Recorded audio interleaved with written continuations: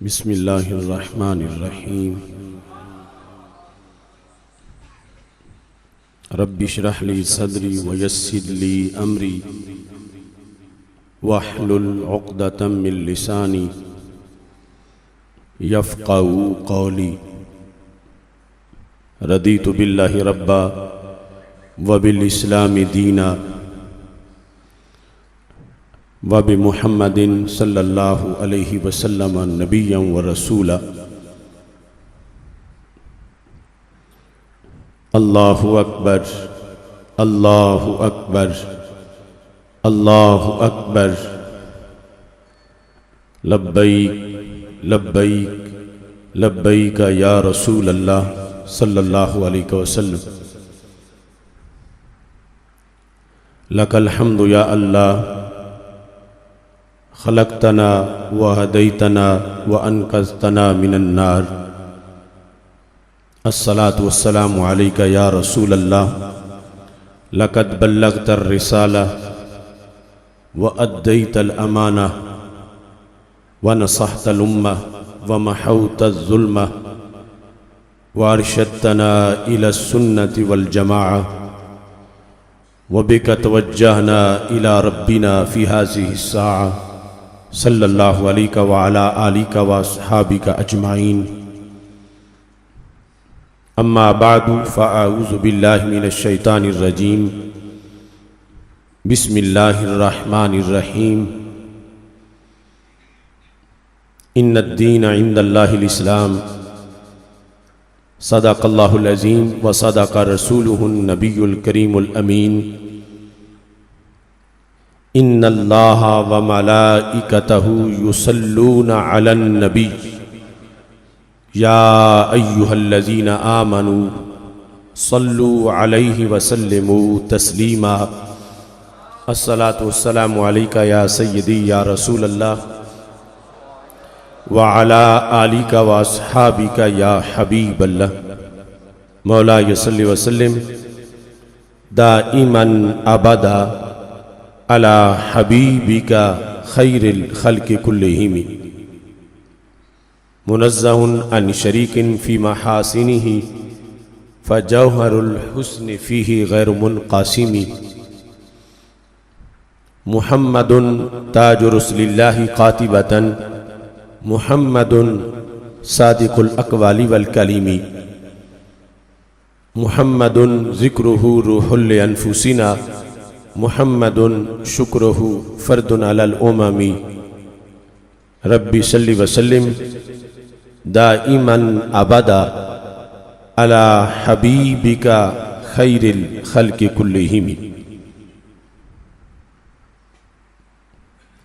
اللہ تبارک و تعالی جل جلالہ وعم نوالہ وتم برہانہ وعظم شانہ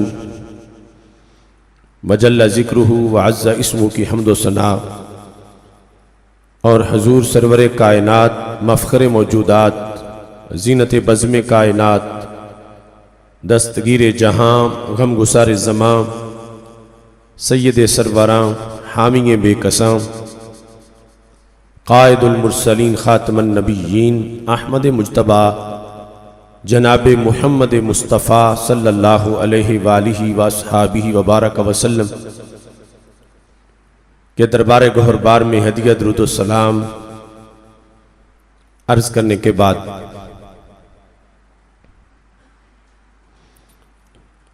رب ذوالجلال کے فضل اور توفیق سے مرکز صراط مستقیم جامع مسجد رضا مجتبی گوجرانوالا میں آج تحریک لبیک یا رسول اللہ صلی اللہ علیہ وسلم تحریک لبیک اسلام اور تحریک صراط مستقیم کی طرف سے عظیم الشان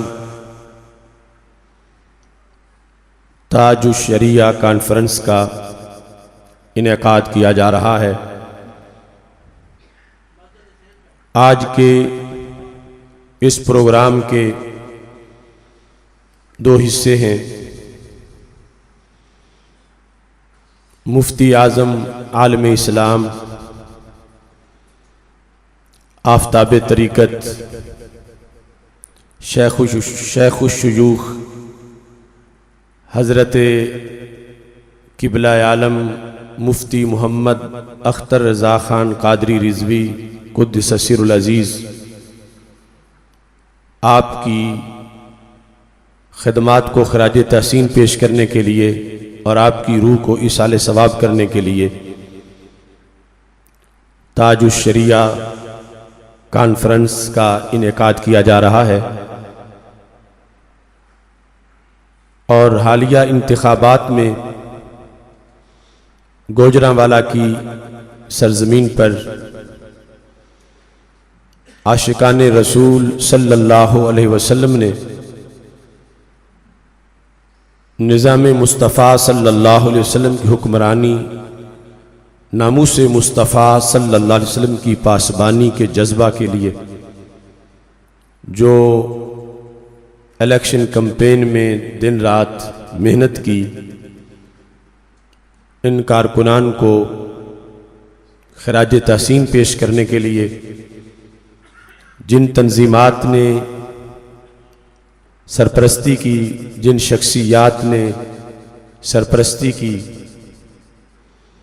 جتنے بھی خصوصی سپورٹر تھے، پولنگ ایجنٹ تھے، یو سی امارا، سب کے اعزاز میں آج استقبالیہ تقریب کا بھی اہتمام کیا گیا ہے۔ آپ نے حضرت مولانا محمد اجمل رضا قادری صاحب کے خطاب میں حضور تاج الشریعہ قدس سر العزیز کی شخصیت کے بارے میں سماعت کیا، اور مغرب سے جو پہلے کے خطابات تھے جو خصوصی طور پر تحریک لبیک یا رسول اللہ صلی اللہ علیہ وسلم، تحریک لبیک اسلام کے انتخابی جذبات سے متعلق تھے، وہ بھی آپ نے سماعت کیے۔ اس وقت ہمارے اس اجتماع میں انتخابات کے مختلف مراحل میں جن لوگوں نے خصوصی کردار ادا کیا، بہت سے احباب پہنچے ہوئے ہیں، اور کچھ حضرات شاید ابھی رستے میں ہوں۔ حضرت صاحبزادہ محمد داؤد رضوی صاحب امیر جماعت رضائے مصطفیٰ صلی اللہ علیہ وسلم پاکستان، آپ نے بڑے بھرپور طریقے سے اس دینی، ملی اور ایمانی مشن میں کردار ادا کیا۔ بالخصوص N82 کے اندر نباز قوم الحاج ابو داؤد محمد صادق قادری رضوی قدس سر العزیز کہ جو بڑے بڑے مراکز ہیں، براہ راست ان مراکز نے اپنا کردار ادا کیا، اور ہمارے چیف کمپینر صاحبزادہ محمد ذکاء اللہ رضوی صاحب سربراہ پاسبان اہل سنت پاکستان، انہوں نے انتھک جد و جہد کی اور دن رات اس پورے مشن کے لیے انہوں نے اپنی ہر قسم کی صلاحیتیں وقف کیں اور دن رات کام کیا۔ پاکستان سنی تحریک نے حضرت مولانا محمد زاہد حبیب قادری صاحب اور دیگر کارکنان، انہوں نے بھرپور حصہ لیا۔ انجمن طلباء اسلام کے قائدین، پاکستان سنی فورس، انجمن جلالیہ رضویہ پاکستان، ہماری بہت سی دیگر تنظیمات، ادارۃ المصطفیٰ صلی اللہ علیہ وسلم کے بعض احباب بھی اس میں شریک ہوئے، دعوت اسلامی کے احباب نے بھی اس میں حصہ لیا، جمعیت علماء پاکستان کے مختلف احباب بھی اس میں شامل ہوئے، جامعہ مدینۃ العلم بحرالعلوم حضرت مولانا محمد نواز کیلانی قدس سر العزیز کے صاحبزادگان صاحبزادہ محمد خالد کیلانی صاحب، صاحبزادہ محمد اکرام اللہ نقشبندی صاحب، صاحبزادہ محمد انعام اللہ نقشبندی صاحب، انہوں نے بھی اس میں بھرپور حصہ لیا۔ حضرت مولانا محمد بشیر جلالی صاحب جامعہ کنز الایمان چچرالی، اور حضرت مولانا محمد طاہر رضا رضوی جو ہمارے ڈویژنل امیر ہیں، جنہوں نے خطاب بھی کیا، قاری محمد الیاس قادری صاحب محتمم جامعۃ الرضا، انہوں نے بھی بھرپور طریقے سے اس میں حصہ لیا۔ صاحبزادہ محمد عمر سلیم صاحب، محترم علی شبیر صاحب، انہوں نے بھی اس میں اپنا کردار ادا کیا۔ علامہ محمد ضیاء اللہ قادری صاحب، انہوں نے بھی بھرپور طریقے سے اس میں حصہ لیا۔ یہ مسجد جامع مسجد رضا مجتبیٰ کی جو انتظامیہ کمیٹی ہے، اس کے احباب کی بھی مختلف یوسیز میں ڈیوٹیاں لگائی گئیں۔ مختلف برادریوں نے، جن میں پختون برادری ہے، مہر برادری ہے، مغل برادری ہے، کمبو برادری ہے، دیگر بہت سی برادریوں نے اپنی محبتوں کا اظہار کیا۔ پیر محمد نور الزمان صاحب اور پیر غلام مصطفیٰ صاحب، انہوں نے بھی اس سلسلہ میں اپنا کردار ادا کیا۔ ہمارے صوبائی اسمبلی کے جو ٹکٹ ہولڈر تھے، دن رات انہوں نے محنت کی، محترم محمد ثاقب مہر صاحب، محمد اکرام بابر صاحب، مولانا محمد فیض سلطان رضوی صاحب اور محمد نعیم مہر صاحب اس میدان میں آگے آئے اور انہوں نے کردار ادا کیا۔ دیگر ظاہر ہے کہ ایک طویل سلسلہ تھا اور اس میں بہت سے لوگوں نے، کئی ایسے بھی ہیں جن کا کام ہمیں دیکھنے کا موقع نہیں ملا ان کے پاس جا کر، اگرچہ ایک ایک دن میں 18 جلسے ہوتے رہے اور پھر بھی پروگرام ختم نہیں ہوتے تھے، کچھ نہ کچھ حصہ رہ ہی جاتا تھا۔ یہ جذبہ تھا خصوصی طور پر کہ جس کے پیش نظر آپ سارے حضرات نے دن رات محنت کی اور اللہ کے فضل سے ایک تاریخ رقم کی۔ اگرچہ اس سلسلہ میں جب بھی کوئی کام کیا جاتا ہے، کمی کوتاہی ہونا اس کے اندر یہ تو ایک صورتحال بن ہی جاتی ہے، لیکن آپ کے جذبے اور آپ کی ہمت اور آپ کی جد و جہد، اس نے ایک تاریخ ساز کردار ادا کیا ہے۔ اور اگر ہمارا حقیقی رزلٹ منظر عام پہ آتا تو یقیناً وہ باطل کی آنکھیں کھولنے کے لیے ایک مزید سامان تیار ہوتا، مگر اس موجودہ صورتحال کے اندر بھی کتنی پارٹیاں جو اپنا ایک ماضی کا بہت بڑا ریکارڈ رکھتی ہیں گجرانوالا کی سرزمین پر، ان سے آپ کے ووٹ پھر بھی زیادہ نکلے، وہ پیپلز پارٹی ہو یا پھر جو مذہبی قیادت کے دعوے دار ہیں، وہ ملی مسلم لیگ ہو یا مجلس عمل ہو، ان سب سے کہیں آگے آپ کی جد و جہد سے آپ کا نتیجہ پہنچا۔ تو اللہ تعالیٰ سے دعا ہے کہ رب ذوالجلال آپ کی ان کوششوں کو قبول فرمائے اور آپ کے جذبوں کو سلامت رکھے۔ آپ نے اللہ تعالیٰ اور اللہ کے رسول صلی اللہ علیہ وسلم کی رضا کی خاطر یہ محنت، یہ کوشش کی، اور ہم میں سے کوئی بھی آپ کو جزا نہیں دے سکتا، اور جزا دینے والی ذات ایسی ذات ہے کہ جس کے خزانوں میں کوئی کمی نہیں، اور وہ ہر کسی کو اس کے عمل خیر پر جزا عطا فرمانے والی ذات ہے۔ اور ماہ مدینہ سرور قلب و سینہ تاجدار ختم نبوت حضرت محمد مصطفیٰ صلی اللہ علیہ وسلم جو امت کا چھوٹا سا عمل کہ مسجد سے کوئی تنکا اٹھا کے باہر پھینکے مسجد کی صفائی کے پیش نظر اسے بھی دیکھتے ہیں، تو آپ کے توپ پر مہر لگانے کو بھی یقیناً دیکھ رہے تھے۔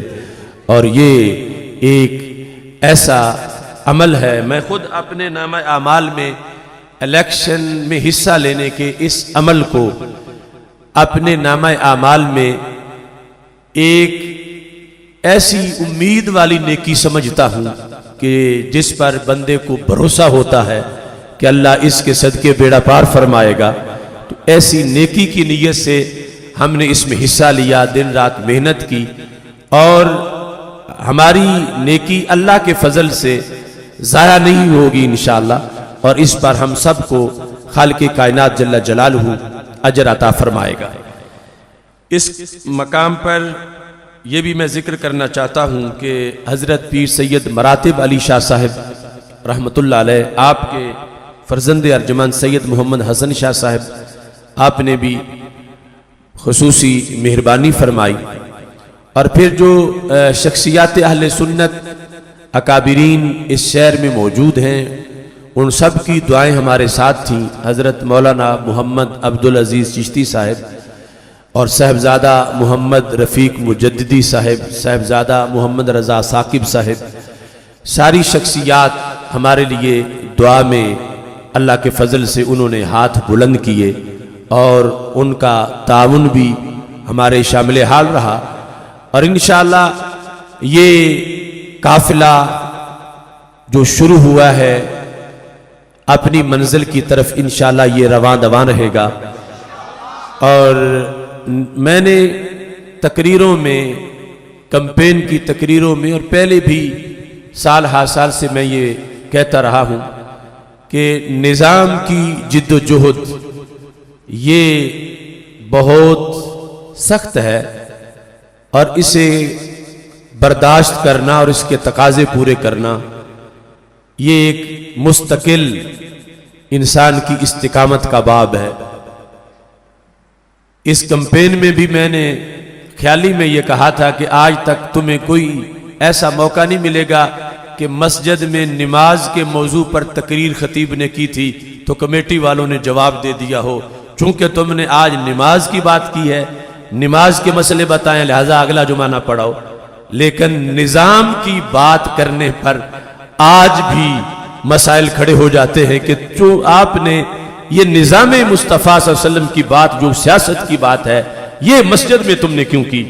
حالانکہ پاکستان تو بنا ہی مسجد کی برکت سے ہے، اور نظام مصطفیٰ صلی اللہ علیہ وسلم کی بات اگر مسجد میں نہیں تو کیا مندر میں ہوگی؟ یہ مسجد ہی سے چلنے والا پیغام ہے اور مسجد سے دیا جانے والا پیغام ہے۔ لیکن وہ جو تسلسل تھا ابو جال کے زمانے کا، یعنی یہ میں نے وہاں غازی آباد میں ایک بھرے مجمع میں کہا کہ میں یہ نہیں کہتا کہ آج کے فلاں قسم کے لوگ ابو جال ہیں، لیکن میں یہ ضرور کہتا ہوں کہ یہ ابو جال کی سوچ کا تسلسل ہے کہ نماز وہ بھی برداشت کر گیا تھا، نظام اس سے برداشت نہیں ہوا تھا، نماز پر ایک بھی غزوہ نہیں ہوا تھا، چونکہ مسلمان نماز پڑھنا شروع ہو گئے ہیں لہٰذا ان کے خلاف جنگ کرو۔ مکی زندگی میں نماز تھی، جنگ ایک بھی نہیں تھی۔ مدنی زندگی میں نظام آیا تو جنگیں ہی جنگیں تھیں، چونکہ نظام برداشت نہیں ہوتا، نہ اس وقت ابو جال سے برداشت ہوا تھا، نہ آج امریکہ سے برداشت ہوتا ہے۔ امریکہ ہماری نماز برداشت کر جاتا ہے، یعنی پسند نہیں اس کو، مگر برداشت ہے کہ وائٹ ہاؤس میں مسلمانوں کی افطار پارٹی کی تقریب ہو، ساتھ اذان دے، نماز پڑھ لیں، یہ برداشت ہے۔ مگر اپنے نیو ورلڈ آرڈر کے مقابلے میں نظام مصطفیٰ صلی اللہ علیہ وسلم کا وہ نام سننے کو بھی تیار نہیں۔ ایسے ہی اس کے چیلے پاکستان کے اندر اگرچہ ان کے اسلامی نام ہیں اور مسلمان والدین کے گھروں میں پیدا ہوئے ہیں، لیکن وہ تسلسل ابو جال سے لے کر امریکہ تک اور امریکہ سے لے کر پاکستان میں نام نہاد سیاستدانوں تک نماز کی بات برداشت کر لیتے ہیں اور ساتھ بھی دیتے ہیں، مگر جب نظام کی بات آتی ہے تو اس سے پھر روٹھ جاتے ہیں۔ اس الیکشن میں ہم نے خود، یعنی ابھی شکایتوں کا سلسلہ جاری ہے، کہ ایک خطیب صاحب کی چھٹی ہو گئی, دوسرے امام صاحب کی چھٹی ہو گئی, تیسرے جو ہے ان کے مسجد میں جھگڑا چل رہا ہے کہ تم نے نظام مصطفیٰ صلی اللہ علیہ وسلم کی تقریر کیوں کی. ایک وہ ہے کہ ان کا بوریا بستر گول بھی کر دیا گیا, ان کو گھر بھیج دیا گیا کہ تم نے یہ تقریر مسجد میں کیوں کی. تو وہ ابو جال کی سوچ کا تسلسل کسی نہ کسی طرح اس شکل میں آج بھی ہمیں سامنا ہے اس کا. لیکن تم سب مبارکباد کے مستحق ہو. تم نے جہاں نماز میں اسلام کا جھنڈا اٹھایا ہے وہاں نظام میں بھی اسلام کا جھنڈا اٹھایا ہے.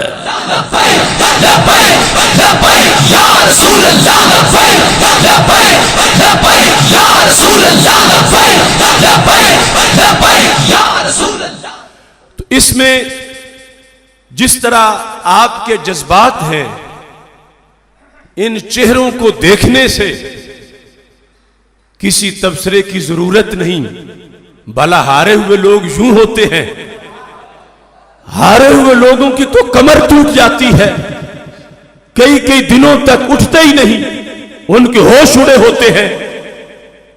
اور آپ وہ ہیں کہ جن کو رب ذوالجلال نے ایک ایسی لذت دی. مجھے بارہا صاحبزادہ محمد داؤد رضوی صاحب نے الیکشن سے پہلے بھی اور بعد میں بھی اس بات کی طرف متوجہ کیا.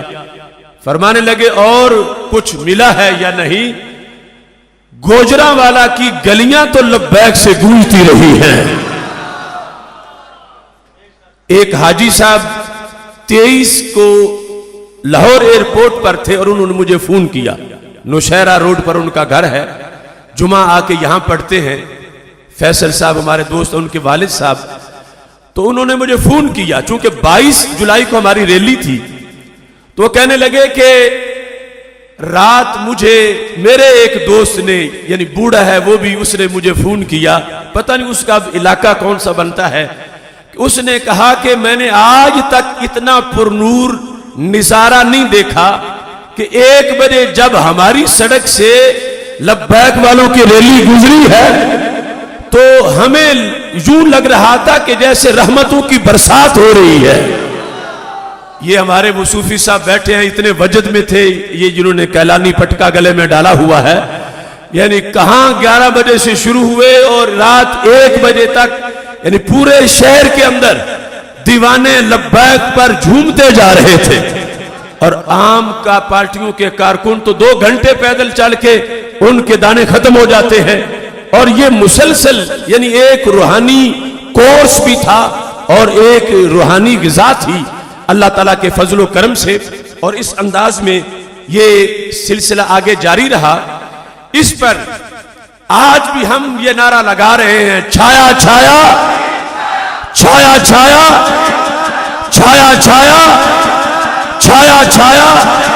ہم تھکے نہیں ہیں, ہم بکے نہیں ہیں, ہم رکے نہیں ہیں, ہم جھکے نہیں ہیں, ہم دبے نہیں ہیں. اب یہ جس کو ہم سارے جیت کہہ رہے ہیں کہ ہم جیتے ہوئے ہیں, تو اس کی میں قرآن و سنت سے تھوڑی سی وضاحت کرنا چاہتا ہوں. ایک ہوتا ہے نظریہ. نظریہ اگر جیت جائے تو نظریے کے ساتھ ثانوی حیثیت جو ہے نظریے کے ساتھ, وہ یہ دنیا میں ظاہری جیت کی ہے. یعنی سب سے پہلا جو جیت ہے وہ نظریے کی جیت ہے, اور نظریے کی جیت کے ساتھ جو ثانوی حیثیت ہے وہ بھی ضروری ہوتی ہے, اس کا بھی کردار ہوتا ہے. اگر نظریہ جیت جائے اور ثانوی جیت نہ بھی ملے تو بندے کو پھر بھی اللہ کا شکر ادا کرنا ہے کہ میرا نظریہ جیت گیا ہے. اور نقصان اس کا ہے جس کا نظریہ ہار جائے.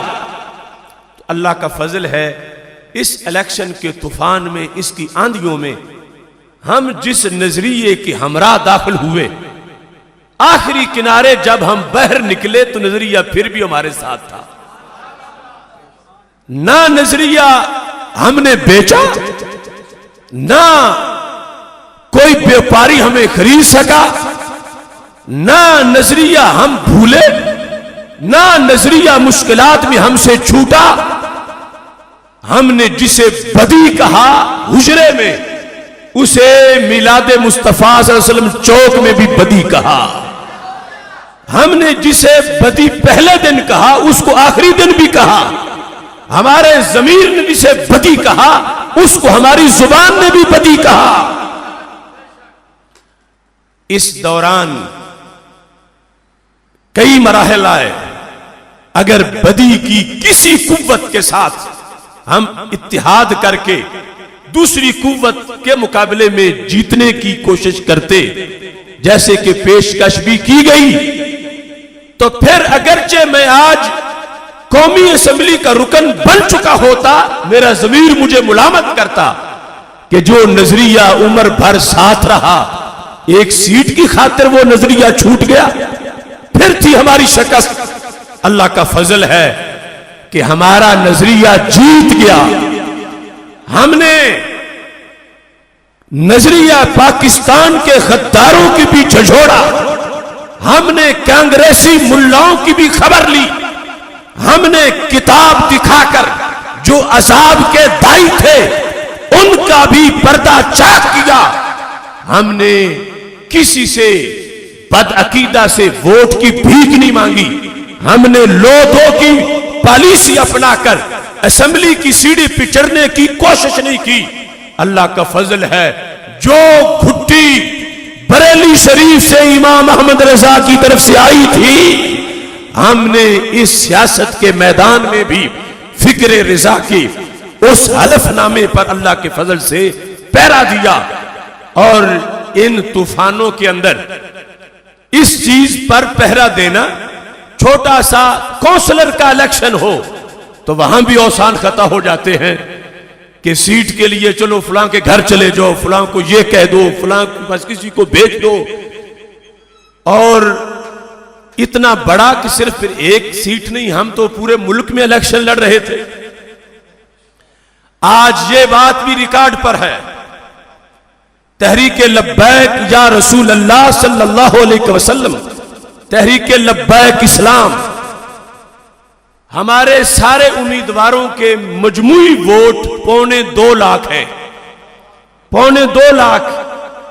تحریک لبیک اسلام جس کی عمر 1 مہینہ تھی جب الیکشن شروع ہوا، چونکہ 15 شعبان کو رجسٹریشن ہوئی، نہ ہمارے پاس کوئی بیرونی وسائل اور نہ ہی کسی طرح کا کسی ایجنسی کا یا کسی اور مافیا کا پیچھے ہاتھ. اللہ کے فضل سے اپنے وسائل سے عقیدے کے کاز کے ساتھ ہمارے حلال کے 2.25 لاکھ کروڑوں سے بھاری ہیں. اگر کسی شیعہ کے ووٹ ملا کے ہم 50 لاکھ لے لیتے، کروڑ لے دیتے، کسی دیوبندی، کسی سپاہ صحابہ، کسی رافضی، کسی خارجی کو ٹکٹیں جاری کر کے اگر کروڑ ووٹ بھی لیا ہوتا تو پھر بھی ضمیر ملامت کرتا کہ اس میں تو اتنے دغے کے ہیں، اور پلید تھوڑا سا بھی پاک میں آ جائے تو پھر پاک کی حیثیت وہ متنازع ہو جاتی ہے. اللہ کا فضل ہے پاکستان کے حالیہ انتخابات میں وہ واحد جماعت تحریک لبیک یا رسول اللہ صلی اللہ علیہ وسلم، تحریک لبیک اسلام ہے کہ جس نے خالص اپنے نظریے پر قائم رہ کر 2.25 لاکھ ووٹ حاصل کر کے یہ بتا دیا ہے کہ اللہ کے فضل سے کربلا والے ہر زمانے میں موجود ہوتے ہیں. یا رسول اللہ لبیک لبیک لبیک، یا رسول اللہ لبیک لبیک لبیک، یا رسول اللہ لبیک لبیک لبیک، یا رسول اللہ. اس بنیاد پر نظریہ جب جیت جائے تو پھر کوئی شکست ہے ہی نہیں. ہاں وہ ثانوی جو تھی اس کے لیے ہمیں پھر مزید کوشش کرنی ہے. یہ درد سر نہیں بنانا کہ وہ ہم تو ہار گئے. ہمارا نظریہ جیتا تو ہم جیت گئے. میں اللہ کے فضل کے بھروسے پر یہ اعلان کر رہا ہوں، ہارا وہ ہے جس نے ختم نبوت کو ووٹ نہیں دیا. ہارا وہ ہے جس نے نظام مصطفیٰ کو ووٹ نہیں دیا، ہارا وہ ہے جو مہر لگاتے وقت دین محمد علیہ السلام کو بھول گیا، ہارا وہ ہے جس نے پلاٹ پرمٹ کو ووٹ دیا، ہارا وہ ہے جس نے گلی نالی کو ووٹ دیا، ہارا وہ ہے کہ جس نے مفادات کو ووٹ دیا، جیتا وہ ہے جس نے سرور کائنات کو ووٹ دیا صلی اللہ علیہ وسلم۔ یا رسول اللہ لبیک لبیک لبیک یا رسول اللہ لبیک لبیک لبیک یا رسول اللہ لبیک لبیک لبیک۔ قرآن مجید برہان رشید نے سارے مسائل کا حل کیا۔ ان مسائل میں ایک مسئلہ یہ بھی ہے جس مرحلے میں آج ہم ہیں، 25 کا رزلٹ جو انجینئر رزلٹ تھا، اس کے بعد کی صورتحال میں تو ایک موقع پر رب ذوالجلال نے ارشاد فرمایا، سورہ نساء میں ہے، وَلَا تَهِنُوا فِي ابْتِغَاءِ الْقَوْمِ، کافروں کو پکڑنے میں سستی نہ کرو، ان تکونوا تعلمون فإنهم یعلمون کما تعلمون، اگر تمہیں رنج پہنچا ہے تو انہیں بھی تو پہنچا ہے جیسے تجھے پہنچا ہے۔ یعنی یہ جنگ کے موقع پر اگرچہ یہاں بات ہم کفار سے نہیں کر رہے الیکشن نتائج کے لحاظ سے، مگر اگلی جہت جو آیت میں معین کی گئی اس میں ہم حقدار ہیں کہ ہم وہ بات کریں۔ صحابہ کرام رضی اللہ تعالی عنہم زخمی ہیں، اللہ تعالیٰ نے فرمایا تمہیں لگے ہیں تو انہیں بھی تو لگے ہیں، لہذا ان کے پیچھے ان کے تعاقب میں سستی نہ کر، اٹھو نکلو ان کے پیچھے۔ فرمایا زخم تو برابر ہو گئے، لیکن ایک چیز تمہیں دی ہے انہیں نہیں دی، وہ کیا ہے؟ اللہ تعالیٰ فرماتا ہے وَتَرْجُونَ مِنَ اللَّهِ مَا لَا يَرْجُونَ، تمہیں رب سے اس کی امید ہے جس کی انہیں امید نہیں ہے۔ ترجون من اللہ ما لا یرجون، تم وہ امید رکھتے ہو اللہ سے جو وہ نہیں رکھتے، تم رکھتے ہو۔ لہذا جنہوں نے پلاٹ پرمٹ گلی نالی ملازمت مفادات کو ووٹ دیے، ترجون من اللہ ما لا یرجون، تمہیں رب سے وہ امید ہے جو انہیں نہیں۔ وہ بلے پہ مور لگانے والا اور شیر پہ اور تیر پہ مور لگانے والا اس جنت کی اس مور کی عوض امید نہیں رکھتا جس کی امید تم رکھتے ہو۔ باقی تھکاوٹ تمہیں ہے تو تھکاوٹ انہیں بھی ہے، پیسہ تمہارا لگا ہے تو پیسہ ان کا بھی لگا ہے، اور پھر متبادل ہارے وہ بھی ہیں، اور جو جیتا ہے وہ بھی تو آج اپنا ہاتھ ہر کسی کے آگے پھیلا رہا ہے وزارت عظمیٰ کے ووٹ کی بھیک مانگنے کے لیے۔ جن کے خلاف کل بولتا تھا آج ان کے پہنچنے تک پہنچا ہوا ہے، تو ہار تو ان کو بھی ملی ہے، اور ہم کون ہیں؟ قرآن کہتا ہے ترجون من اللہ ما لا یرجون، تم رب سے اس فضل کے امیدوار ہو جس کے وہ امیدوار نہیں تھے۔ وہ تو ووٹ دیتے لیتے وقت دھندا ہی کچھ اور تھا، اور تمہیں ووٹ مانگتے وقت بھی دعوت نظریہ کی دی گئی تھی، اور یہ کہا گیا تھا کہ ہم دودھ کے دریا نہیں بہائیں گے اور ہم سونے کی سڑکیں نہیں بنائیں گے، ہم آئیں گے تو ایوان میں قرآن لائیں گے۔ لہذا اس قرآن کی روشنی، اللہ کا فضل، اس کی امید پر ساری جد و جہد کی، تو ہم ہارے کب ہیں کہ جس چیز کی امید رکھی، ہمارا منشور اس لائق ہے کہ اس پر جنت کی امید رکھی جا سکتی ہے۔ ختم نبوت کے لیے ووٹ دینا اس بات کی گارنٹی ہے کہ رب کا فضل آئے گا۔ ناموس مصطفیٰ علیہ السلام کے لیے ووٹ دینا یہ شان رکھتا ہے کہ اس پر رب کے فضل کی امید رکھی جا سکے۔ بے حیائی، عریانی، فحاشی، امریکہ کی غلامی، ختم نبوت کی غداری، ان چیزوں پر فضل خدا کی امید نہیں رکھی جا سکتی۔ ترجون من اللہ ما لا یرجون، تم اس چیز کے امیدوار ہو اللہ کے فضل کے جس کی امید وہ نہیں کر سکتے، اس واسطے کہ تم نے اس بڑے مشن کے لیے ووٹ دیا، لہذا جب مشن سلامت ہے، مشن کامیاب ہے، تو اللہ کے فضل سے جو بڑی کامیابی ہے وہ تو رب نے عطا فرما دی ہے۔ اس کے ضمن میں دوسری ہے، اور یہ جو بڑی کامیابی ہے اس کے لحاظ سے خالق کائنات کا یہ فرمان موجود ہے قرآن مجید برہان رشید میں، سورہ مجادلہ کے اندر۔ یہ چھایا چھایا دین چھایا، اب بھی ہم کہیں گے، کہتے رہیں گے، کیونکہ قرآن میں لکھا ہے۔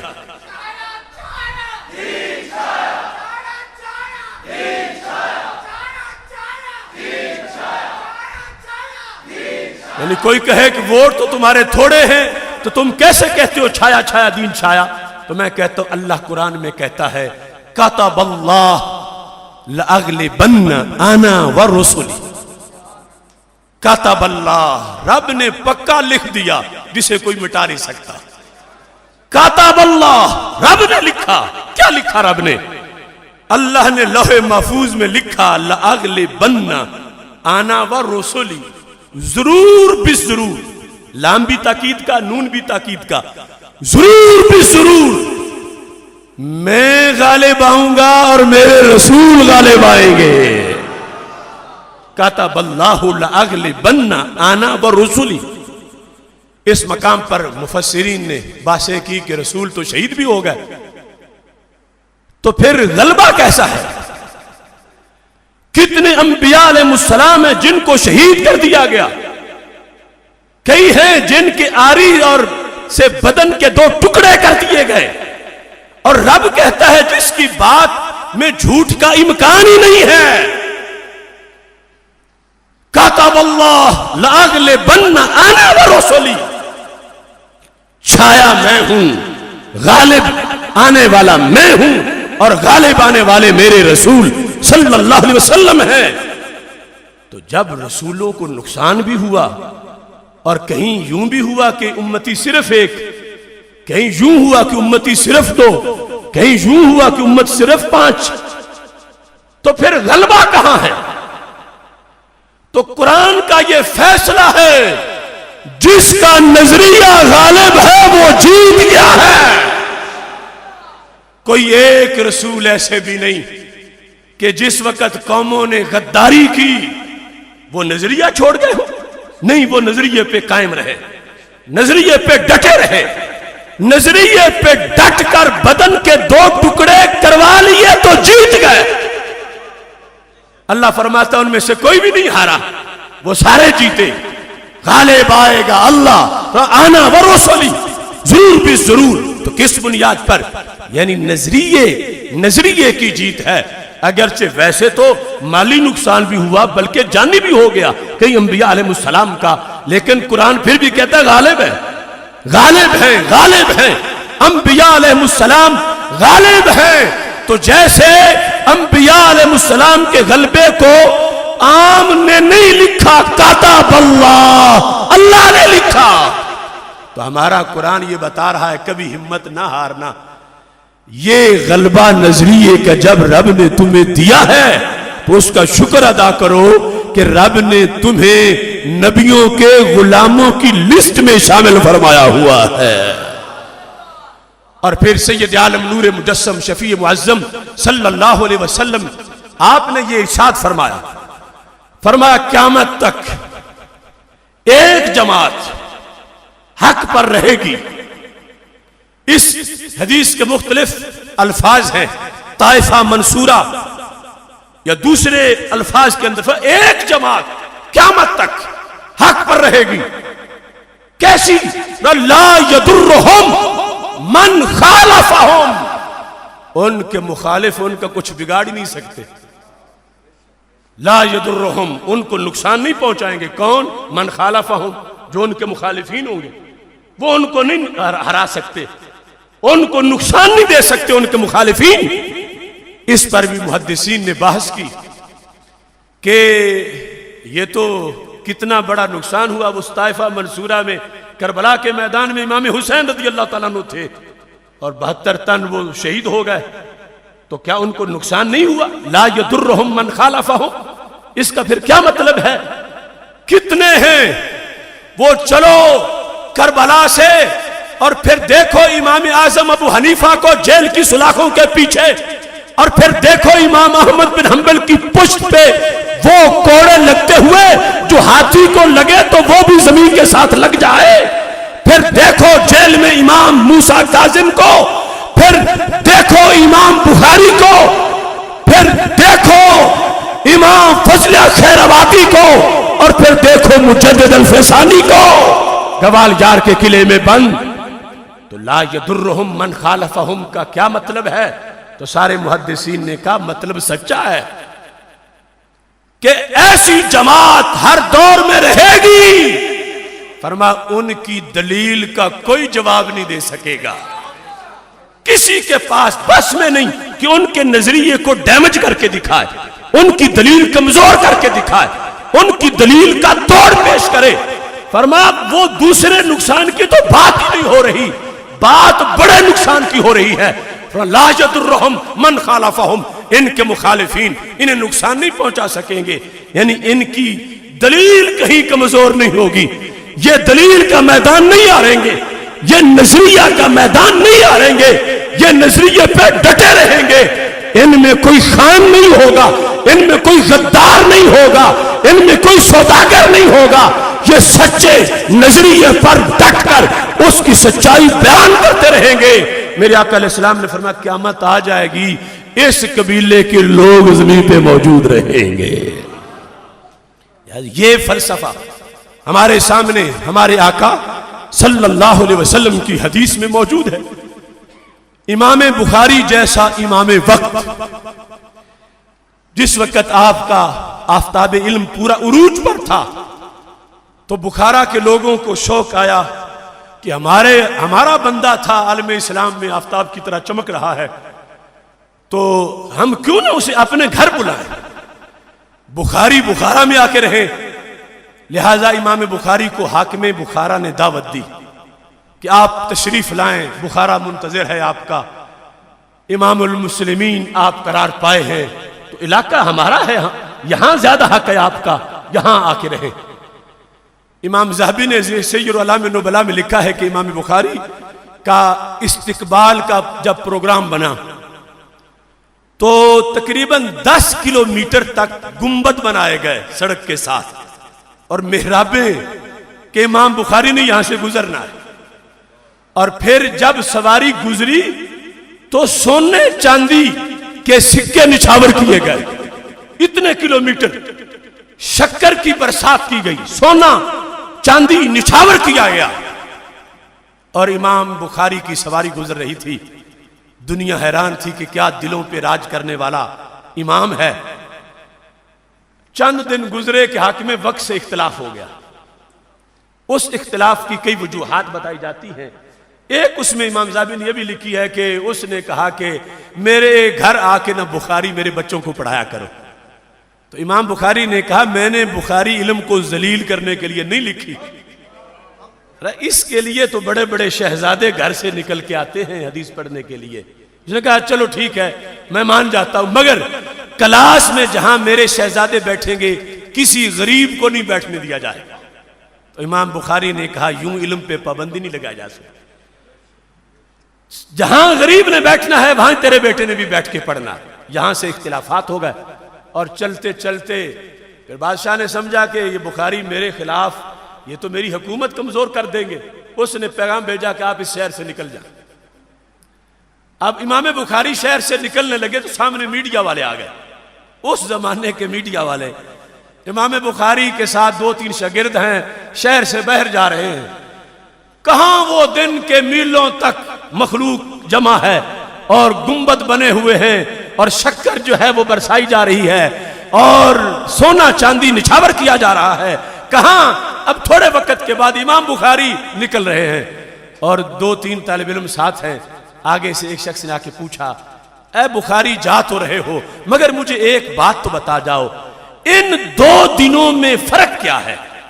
جب تم آ رہے تھے اور اب جب جا رہے ہو، کیا اس وقت کا منظر تھا، کیا مقبولیت تھی اور کیا دھوم مچی ہوئی تھی، اور آج ویرانی ہے اور اکیلے تم نکل رہے ہو، نہ لاکھوں کے جلوس ہیں، نہ کوئی اہتمام ہے، تو تمہیں کیسا لگ رہا ہے؟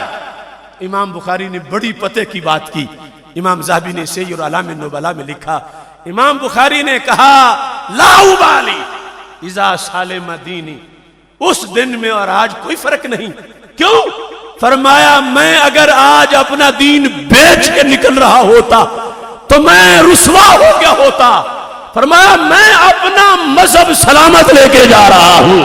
یا رسول اللہ لبیک لبیک لبیک یا رسول اللہ لبیک لبیک لبیک یا رسول اللہ لبیک لبیک لبیک یا رسول. لہذا فرمایا میرا نظریہ سلامت ہے. اگر نظریہ ڈیمیج ہو گیا ہوتا تو میں آج بڑا افسوس کرتا کہ میرا تو کچھ نہیں رہا، نہ میرا سب کچھ سلامت ہے، مجھے کچھ بھی نہیں ہوا. کیوں؟ اذا سالم دینی، جب دین میرا سلامت ہے تو میں بالکل ٹھیک ٹھاک ہوں، مجھے کچھ بھی نہیں ہے، مجھے کوئی فرق نہیں پڑتا کہ اس دن 10 کلومیٹر تک گنبد بنے ہوئے تھے اور ہزاروں لاکھوں لوگ کھڑے تھے اور آج کوئی نہیں، مجھے کوئی فرق نہیں پڑتا. کیوں؟ جس نظریے کے ساتھ بخارا میں داخل ہوا تھا وہ نظریہ صحیح سلامت لے کے یہاں سے رخصت ہو رہا ہو. اس واسطے قرآن مجید برہان رشید ہمیں یہ سبق دیتا ہے. اللہ تعالیٰ نے یہ ارشاد فرمایا جو چوتھے پارے میں موجود ہے، وَلَا تَهِنُوا وَلَا تَحْزَنُوا، سستی نہ کرو، یہ شرط ہے. وَلَا تَهِنُوا، سستی نہ کرو، وَلَا تَحْزَنُوا، اور غم نہ کرو، وَأَنْتُمُ الْأَعْلَوْنَ إِن كُنْتُم مُؤْمِنِينَ. رب بلندی، سر بلندی تمہاری ہے، اوپر تم ہی ہو، اوپر تم ہو، بلند تم ہو، سر بلند تم ہو.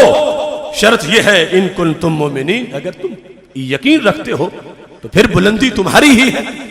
اس بنیاد پر یہ جس رستے میں ہم نکلے، ہم نے چند قدم اٹھائے، ہم نے حالات کو فیس کیا، اور اب اور کچھ نہ سہی، اتنا تو سب کو پتا چل گیا کہ یہ بھی ایک قوت ہے معاشرے کے اندر. اگرچہ یعنی الیکشن کے اندر جو اوپر فلسفہ تھا وہ صرف یہ نہیں تھا کہ نون کو ہرانا ہے، فلسفہ یہ تھا کہ ایک ایسی اسمبلی بنانی ہے جس میں پاورفل کوئی بھی نہ ہو، اور ایسی اسمبلی بنے گی کہ جس کے اندر دین کی آواز بلند کرنے والا کوئی نہ ہو، ایسی اسمبلی کہ جس میں قادیانیوں اور امریکہ کو ہر وقت نشانے پہ رکھنے والا کوئی نہ ہو. ایک ایسا خاکہ بنا کر ووٹ بانٹتے رہے، کسی کو یہاں سے وہاں دیتے رہے، کسی کو دوسری جگہ سے، اور جو کچھ بنا ہے ابھی چند دنوں میں وہ سارا سامنے آ جائے گا کہ اس طرح کی صورتحال کا سامنا کرنا پڑ رہا ہے. ہم دعا کرتے ہیں کہ اللہ ہمیں آزمائش سے بچائے، اللہ ہمیں ابتلا سے بچائے، اور اللہ اس پاکستان کو تا قیامت سلامت رکھے. لیکن جو صورتحال بن چکی ہے اس میں اس پردے کے پیچھے بڑے طوفان نظر آ رہے ہیں، اس کے پیچھے بڑے ہنگامے نظر آ رہے ہیں، اس کے پیچھے بڑی چپکلش نظر آ رہی ہے، اس کے پیچھے بہت کچھ نظر آ رہا ہے. لیکن ہم اہل دین اپنے دین پہ قائم رہتے ہوئے ہم نے کمپرومائز کر رکھا ہے تو گنبد خضرا سے کر رکھا ہے، اور کمپرومائز ہے تو حرم کعبہ سے ہے، اور اتحاد ہے تو اس دین کے حکم پر اس دین کا پرچم بلند کرتے ہوئے سید عالم نور مجسم شفیع معظم صلی اللہ علیہ وسلم کی غلامی کا پٹا گلے میں ہے. اس پر اللہ ہمیں مطمئن رکھے اور اس پر ہم آخری گھڑی تک ڈٹے رہے. اگر دنیا سے جاتے ہوئے ہم اپنا ایمان سلامت لے کے چلے گئے تو یہ ہوگی جیت جس کو چشم عالم میں جیت کہا جاتا ہے. لبیک لبیک یا رسول اللہ لبیک لبیک لبیک یا رسول اللہ لبیک لبیک لبیک یا اب اس میں آگے جو کام کرتے رہنا ہے اس کے پیش نظر چند باتیں عرض کرنا چاہتا ہوں، اور تاج الشریعہ کانفرنس کے لحاظ سے خصوصی طور پر کہ یہ جو صورتحال جس کا ایک لحاظ سے آغاز ہوا، آئندہ کے لیے چونکہ اگست کا مہینہ جو ہے یہ نظریہ پاکستان کے خصوصی طور پر ابلاغ کا مہینہ ہے، تو ساری مساجد کے اندر کوشش کی جائے نظریہ پاکستان کے موضوع پر خطبات دیے جائیں، کم از کم ایک جمعہ ایسا ہو اور نظریہ پاکستان کانفرنسز کا انعقاد کیا جائے، اور پاکستان میں جو ہمارے اکابر کا حصہ ہے، دوسرے سارے تو اس نظریہ کے خلاف تھے، اس چیز کو اچھی طرح ہائی لائٹ کیا جائے، چھتوں پہ جہاں پاکستان کا جھنڈا لگایا جائے، تحریک لبیک یا رسول اللہ صلی اللہ علیہ وسلم کا پرچم بھی لہرایا جائے، اور اپنے دروازوں پر تحریک لبیک یا رسول اللہ صلی اللہ علیہ وسلم کے فلیکس لگائے جائیں۔ انشاءاللہ جو آئندہ جمعہ ہے اس کو گوجرانوالا میں ہم بھرپور طریقے سے ایک بہت بڑا کاروان نظریہ پاکستان، جشن آزادی کے موقع پر نظریہ پاکستان مارچ انشاءاللہ یہ جمعہ جو آ رہا ہے اس جمعے کو کیا جائے گا۔ یہاں سے مسجد رضا مجتبیٰ سے یہ قافلہ چلے گا اور نگار پھاٹک پر باقی سارے حضرات اس میں شامل ہوں گے، اور پھر باقی مختلف علاقوں سے آئے ہوئے جلوس اس میں شمولیت اختیار کریں گے، اور پھر اسٹیشن پر جا کر اس کا اختتام ہوگا، پرانے اسٹیشن پر اختتام ہوگا۔ یہ سارے حضرات نے آج سے اس کی دعوت دینا شروع کر دینی، یعنی ایک تاریخی ریلا ہونا چاہیے جس سے باطل قوتوں کو پتہ چل جائے کہ یہ واقعی ہارے نہیں، یہ جیتے ہوئے ہیں۔ تو اس کی دعوت بھرپور طریقے سے آپ نے دینی ہے، اور اس میں موٹر سائیکلوں پر اور 7 گاڑیوں پہ اس میں شریک ہونا انشاءاللہ۔ چونکہ جمعہ کی نماز کے فوراً بعد یہاں سے ریلی جو ہے وہ چل پڑے گی، تو باقی حضرات بھی یعنی 3:30 تک وہاں پہنچ جائیں، اور اس کے بعد پھر آگے قافلہ جو ہے وہ چلے گا پرانے ریلوے اسٹیشن کی طرف۔ اس میں دیگر احباب جو ہیں کھیالی سے، میاں سانسی روڈ سے، نوشہرہ روڈ سے، حافظ آباد روڈ، گرجاک، عالم چوک، کالج روڈ، شاہین آباد، model town, Ilyas colony, Iftikhar colony, colour آبادی، یہ جو ہم نے یوسی امراء بنائے تھے سارے وہ اس میں کام کریں، اور اپنے اپنے ہر یوسی کے اندر اس دعوت کو عام کریں، اس کا اشتہار بھی شائع کیا جائے، فلیکس وغیرہ، اور اس طرح یہ منظم طریقے سے اس دعوت کو آگے پہنچایا جائے۔ جگر گوشہ استاذ العلماء حضرت صاحبزادہ قاری محمد عبدالحفیظ صاحب ہمارے آج کے اجتماع میں رونق افروز ہوئے۔ آئندہ لاہ عمل میں بلدیاتی الیکشن کی تیاری بھی ایک اہم امر ہے کہ اس سطح سے ان لوگوں کا محاسبہ شروع کریں اور بلدیاتی الیکشن سے اپنے جو جڑیں ہیں وہ مضبوط کریں۔ اس سلسلہ میں ہمارے ثاقب مہر صاحب جو ہمارے قافلہ میں اللہ کے فضل سے پکے شامل ہو گئے ہیں، یعنی یہ موسمی طور پر نہیں آئے تھے، نظریاتی طور پر اللہ تعالیٰ کے فضل و کرم سے اس میں یہ اپنا کردار ادا کریں گے۔ اور باقی ایک سیل بھی ہم تشکیل دے رہے ہیں، یہ تھانے کچہری کے کاموں کے لحاظ سے یہ ہمارے جو 4 صوبائی ٹکٹ ہولڈرز ہیں، یہ آپ کے ایسے امور جو قانونی مدد کی ضرورت ہوگی اس کے لیے بھی انشاءاللہ یہ آپ کا ساتھ دیں گے، اور جتنا ہو سکا آپ کو انشاءاللہ تحفظ دیا جائے گا۔ اور ہر یوسی کی سطح پر یہ میں کوشش کروں گا کہ جب بھی وقت ملے تو ہر یوسی کے اندر مرحلہ وار میں حاضری دے کر وہاں پر جو تنظیم ہے اس کو مضبوط کیا جائے، اور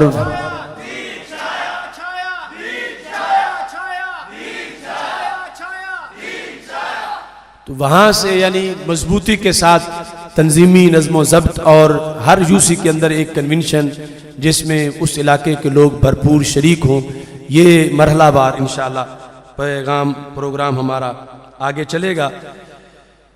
اس کے ساتھ ساتھ جو تنظیم ہے یوسی کی، اس کے امراء کا ایک علیحدہ اجلاس بنا کے اس میں انشاءاللہ مزید جو ہیں وہ ڈیوٹیاں لگائی جائیں گی۔ آج کی کانفرنس تاج الشریعہ کانفرنس، اس کے لحاظ سے میں اپنا لکھا ہوا ہدیہ عقیدت حضرت قبلہ مفتی اعظم عالم اسلام حضرت مفتی اختر رضا خان قادری رضوی قدس سر العزیز کی شان میں جو میں نے لکھا، ایک تو میں نے کل کے دن پڑھا تھا زینت المساجد میں، آج یہ لکھا ہے عاشق خیر الورا اختر رضا خان قادری، عاشق خیر الورا اختر رضا خان قادری، ایک مرد حق نما اختر رضا خان قادری، آسمان اہل سنت کے وہ خورشید کمال، آسمان اہل سنت کے وہ خورشید کمال، قلزم فکر رضا اختر رضا خان قادری، جن کے چہرے کی تجلی سے عیاں حسن رضا۔ جامعۃ الازہر میں جب آپ تشریف لے گئے چند سال پہلے، ایک تو وہ زمانہ طالب علمی کا تھا، اب جس وقت آپ تشریف لے گئے تو جو دوست ساتھ تھے انہوں نے مجھے بتایا کہ وہاں کچھ لوگوں نے منفی پراپوگنڈا کر رکھا تھا اعلی حضرت فاضل بریلوی رحمت اللہ علیہ کے عقائد کے خلاف اور آپ کی شخصیت اور خد و خال کے خلاف۔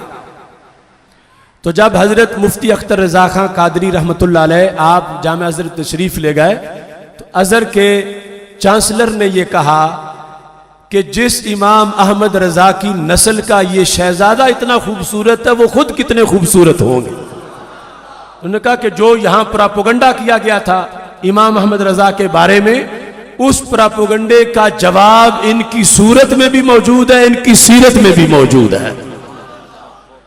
عقیدے کے مسئلے پر یعنی اتنی پختگی، اس حد تک استحکام، عالم عرب کے ایک بہت بڑے شیخ اور ایک بہت بڑے شیخ کے بیٹے، میں ان کا اس وقت نام نہیں لینا چاہتا، ایک بہت بڑی یونیورسٹی کے استاد، اور وہ بھی یعنی لوگ لاکھوں لوگ ان سے عقیدت کرتے ہیں، انہوں نے اپنے وظائف کی کتاب میں صرف ابن تیمیہ کا نام لکھ دیا۔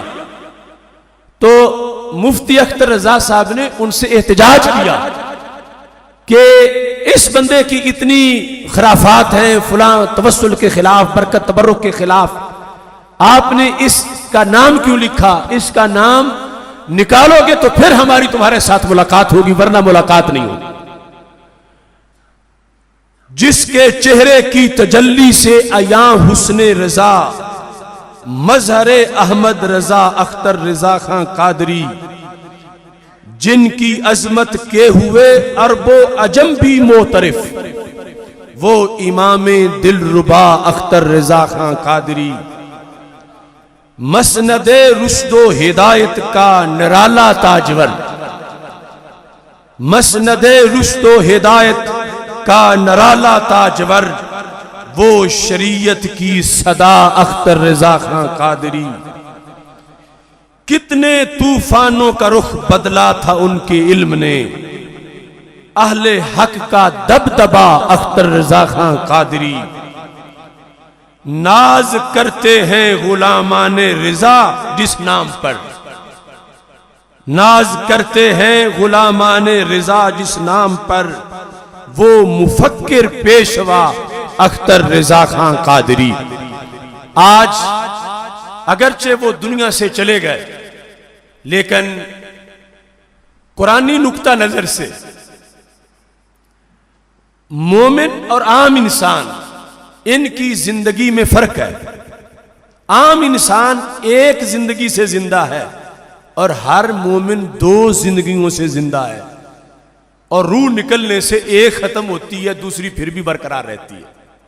اس واسطے اقبال کہتے ہیں تخم گل کی آنکھ زیر خاک بھی بے خواب ہے، کس قدر نشو و نما کے واسطے بےتاب ہے، سردیے مرکز سے بھی افسردہ ہو سکتا نہیں، خاک میں دب کر بھی اپنا سوز کھو سکتا نہیں، ہے لحد اس قوت آشفتہ کی شیرازہ بند، ڈالتی ہے گردنیں گردوں میں یہ اپنی کمند، موت تجدید مذاق زندگی کا نام ہے، خواب کے پردے میں بیداری کا ایک پیغام ہے۔ یہ بات معمولی نہیں ہے اور صرف اہل سنت ہی اس کو بیان کر سکتے ہیں کہ عام انسان ایک زندگی سے زندہ، وہ یہودی ہو، وہ ہندو ہو، وہ سکھ ہو، وہ نصرانی ہو، یہ بات جب ہمارا قرآن کرتا ہے تو ہم بھی کریں گے۔ امریکہ ہمیں اس سے روک نہیں سکتا، جو کہتا ہے کہ ریلیجیس فریڈم کی وجہ سے کسی کو اس طرح نہ کہو۔ میں کہتا ہوں یہودی چلتا پھرتا مردہ ہے، نصرانی چلتا پھرتا مردہ ہے، سکھ چلتا پھرتا مردہ ہے، ہندو چلتا پھرتا مردہ ہے، اور مومن وہ ہے جو چل رہا ہو تو دو زندگیوں سے زندہ ہوتا ہے۔ کیوں کہ جب حضرت امیر حمزہ رضی اللہ تعالی عنہ نے کلمہ پڑھا، ابو جہل سے پہلے دوستی تھی تو ٹوٹ گئی، اور پھر آپ کے فضائل جب بیان ہونے لگے تو ابو جہل کے چیلوں نے کہا حمزہ میں اور ہمارے سردار میں کوئی فرق نہیں، ایک جیسے ہیں۔ تو اللہ تعالیٰ نے قرآن نازل کر دیا، آیت اومن کان میتا فاحییناہ وجعلنا لہ نورا، کیا وہ شخص جو مردہ تھا اور ہم نے اسے زندہ کر دیا، یہ اس کی طرح ہو سکتا ہے جو اب بھی مردہ ہے؟ اب یہ کوئی مفتی کا فتویٰ نہیں، یہ رب کا قرآن ہے۔ من کانا میتا، جو پاسٹ میں مردہ تھا، فاحییناہ، کلمہ پڑھا کے ہم نے زندہ کر دیا، وجعلنا لہ نورا یمشی بہ فی الناس کمن مثلہ فی الظلمات لیس بخارج منہا۔ ابو جہل اب بھی مردہ ہے، حمزہ کو ہم نے زندہ کر دیا ہے۔ تو جب تک حضرت امیر حمزہ رضی اللہ تعالیٰ عنہ نے کلمہ نہیں پڑھا تھا، کھاتے بھی تھے، پیتے بھی تھے، چلتے پھرتے تھے، اٹھتے بیٹھتے تھے، مگر قرآن کہتا من کانا میتا، جو مردہ تھا۔ تو پتہ چلا ایک زندگی وہ ہے جو ہماری اور حیوانوں کی مشترکہ ہے۔ وہ کیا ہے؟ چلنا پھرنا، کھانا پینا، اس سے ہم بھی زندہ ہیں، حیوان بھی زندہ ہے۔ لیکن ایک زندگی وہ ہے جو صرف مومن کو حاصل ہے، ہر حیوان کو بھی نہیں اور کافر کو بھی نہیں۔ ابو جہل کھاتا پیتا تھا، چلتا پھرتا تھا، اللہ نے فرمایا وہ مردہ ہے، حمزہ کو ہم نے زندہ کر دیا۔ تو جب دو زندگیوں سے مومن جی رہا ہے، دو زندگیوں سے، تو سانس بند ہونے سے تو ایک ختم ہوتی ہے، دوسری تو پھر بھی باقی ہے۔ یہ وہ زندگی ختم ہوئی جو ہماری اور کافروں کی مشترکہ تھی، یہ وہ زندگی ختم ہوئی جو ہماری اور حیوانوں کی مشترکہ تھی، اور جو کلمے والی زندگی ہے وہ تو ختم ہوتی نہیں ہے، اس پر بھی حیات کا اطلاق کیا گیا ہے۔ لہذا یہ مسئلہ اگر سمجھ آتا ہے تو امام احمد رضا بریلوی کی فکر سے سمجھ آتا ہے۔ دوسرے لوگ جو قبر کو مورتی کہتے ہیں، انہوں نے دین سمجھا تو کیا سونگا بھی نہیں، اور اگر دین کی برے صغیر میں تشریح کی ہے تو وہ امام احمد رضا بریلوی نے کی ہے، اور مفتی اختر رضا خان قادری رحمت اللہ علیہ اس تشریح کے علمبردار تھے۔ آج وہ چلے گئے، مگر انہوں نے جو زندگی بھر تصنیف، تدریس اور تبلیغ سے چراغ روشن کیے، ان کی روشنی انشاءاللہ قیامت تک آتی رہے گی، چونکہ یہ سلسلہ اتنا فیض رساں سلسلہ ہے۔ حضرت شاہ عبدالعزیز محدث دہلوی رحمت اللہ علیہ نے فیض کی قسمیں بیان کرتے ہوئے فیض رسانی کے مختلف طریقے بتائے۔ اس میں فرمایا یوں بھی ہے کہ جس طرح کستوری ہوتی ہے، بلکہ اصل تو حدیث شریف میں ہے ماسل الجلیز الصالح کحامل المسک، جیسے کستوری والا ہوتا ہے۔ اب وہ فیض کیسا ہے کہ کستوری والا جب تک بیٹھا ہے خوشبو آ رہی ہے، اگر دے کے نہیں گیا خود جائے گا تو ساتھ ہی خوشبو بھی لے جائے گا۔ کچھ ولیوں کا فیض ایسا ہوتا ہے، جب تک ہے وہ فیض ہے، جب چلے گئے تو فیض ساتھ ہی لے کے چلے گئے۔ کچھ اس سے اگلے درجے پر ہوتے ہیں، وہ کیسا ہے؟ وہ ہے دیے سے دیا جلانا۔ وہ دیا جلانے والا دیا لے کے چلا بھی جائے پچھلا پھر بھی روشنی دیتا رہتا ہے، اسی جگہ پہ اس کی روشنی ہے ویسے ہی جیسے پہلے تھی۔ خود وہ صاحب چراغ ایک چراغ جلا کے اپنی جگہ کسی کو بٹھا کے چلا گیا، لیکن اس فیض کے طریقے پر حملوں کا خطرہ ہوتا ہے کہ اگر تیز آندھی آئی تو کہیں دیا بجھ نہ جائے۔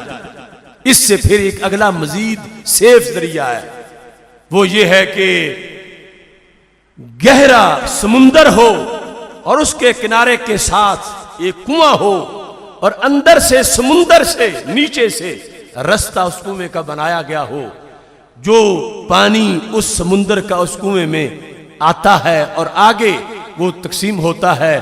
یہاں کسی آندھی کا بھی کوئی خطرہ نہیں، اور یہ سب سے تیز طریقہ ہے فیض رسانی کا۔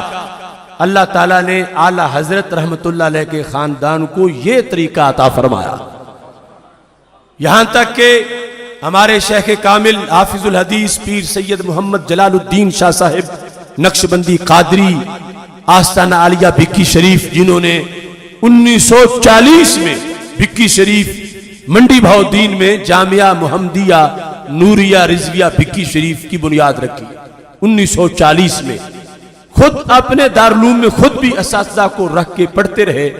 دورہ حدیث 1946 کے اندر جا کے بریلی شریف میں پڑھا۔ یہ ہمارے استاذ محترم مولانا محمد نواز کیلانی جو ساری زندگی بھکی شریف پڑھاتے رہے، پہلے ان دو شخصیات نے اکٹھے پڑھا۔ حضرت پیر سید نور الحسن شاہ صاحب بخاری آستانہ عالیہ کیلاں والا شریف کی سرپرستی میں ان کے کہنے پر، اور پھر ساری زندگی اکٹھا پڑھایا۔ پھر آخری عمر میں یہ عالم چوک میں آ کر مدینہ العلم دارالعلوم قائم کیا۔ تو استاذ بتاتے ہیں کہ جب ہم بریلی شریف پڑھنے گئے تو کئی دن گزر چکے تھے، مگر شاہ صاحب یعنی پیر سید جلال الدین شاہ صاحب رحمت اللہ علیہ خوش نظر نہیں آتے تھے۔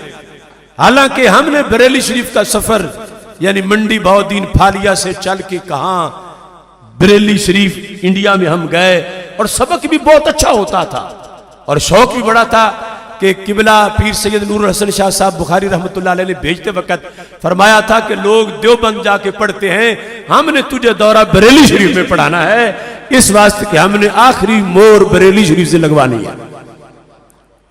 تو وہاں استاذ فرماتے ہیں کئی دن بیت گئے، تو ایک سحر کے وقت جب میں اٹھا تو شاہ صاحب مسکرا رہے تھے، محسوس ہو رہا تھا کہ ان کا گزر ہوا، کلیاں کھلی ہوئی تھیں، فضا میں بہار تھی۔